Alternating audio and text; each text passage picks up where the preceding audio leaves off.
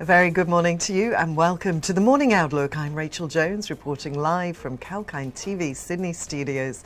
Now the ASX is set to fall this morning after subdued overnight trading on Wall Street. According to the latest SPI futures, the ASX 200 is expected to open the day 9 points lower or 0.1% lower.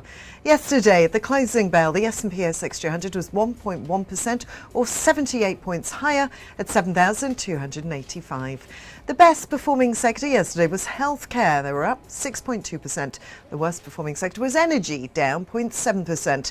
The best performing stock in the S&P ASX 200 was Liontown Resources, closing almost 18% higher at $1.64. The worst performing stock was Net Wealth, closing 9.8% lower at $13.40.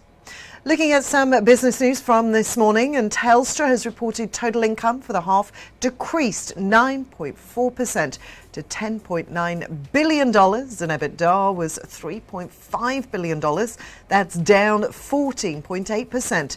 NPAT decreased by 34% to $743 million, and earnings per share was down 35.9% to 5.9 cents. Chief Executive Andy Pan says the fall in income reflected $450 million of one-off NBN receipts and $200 million in NBN commercial works. There's strong mobile growth, though, with EBITDA up 25%. And Domain Holdings Australia reported statutory revenue of $176.2 million and a net profit after tax of $19.5 million, including a significant loss of $6.6 million. For financial year 2022 first half, Domain reported revenue of $175.3 million, up 27.9%. Domain Chief Executive Officer and Managing Director Jason Pellegrino says through the volatile trading environment of the past 3 years, Domain has maintained the pace of business strategy evolution. And Whitehaven Coal record first half year EBITDA of $632.6 million and net profit after tax of $340.5 million, reflecting an average achieved coal price for the first half of financial year 2022 of $202 a tonne. That's a $121 increase from the $81 per tonne in the same period a year prior. MD and CEO Paul Flynn says high prices for thermal coal have driven record half-year earnings and cash flows.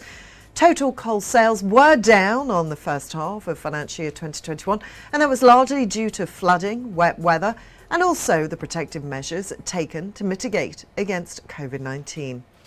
Well, now it's time for a very short break, but stay tuned for more news set to affect your trading day.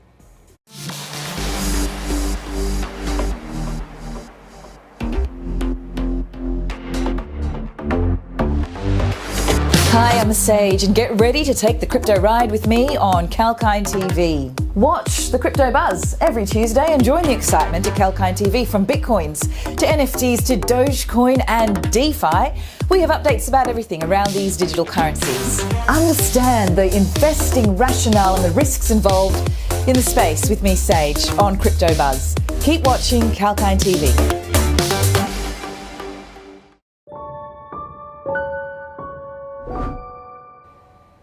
And welcome back to the Morning Outlook report. Over to the US now, and on Wall Street, the Dow Jones was down 0.16%. The S&P 500 rose 0.08%, and the Nasdaq ended 0.11% lower. US retail sales rebounded sharply in January amid a surge in purchases of cars and other goods, but higher prices could blunt the impact on economic growth this quarter. Data showed retail sales rose 3.8% last month. Stronger than expected US retail sales data and higher inflation readings from Canada and the UK added to the outlook for tighter monetary policy worldwide. But geopolitical tensions kept markets, for the most part, focused on the Ukraine standoff. Meanwhile, the Stoxx 50 fell 0.11%, the FTSE dipped 0.68%, and the That's 0.068% for the FTSE, and the DAX slipped 0.28% and CAC declined 0.21%. MSCI's gauge of stocks across the globe reversed course to post a 0.52% gain. Oil prices rose after Russia-Ukraine tensions flared up again.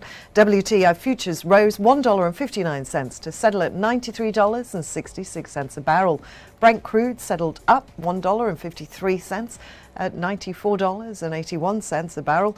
Gold prices rose amid concerns over the Russia-Ukraine situation, which boosted the safe haven asset. Spot gold, which on Tuesday hit the highest level since June 2021 at around $1,879 per ounce, added 0.9% to $1,869 an ounce. US gold futures settled down 0.8% at $1,871. And that's all for our morning Outlook report here on Kalkine TV. Have a great day trading. Stay tuned for more market updates and economic news live throughout the day. This is Rachel signing off for now.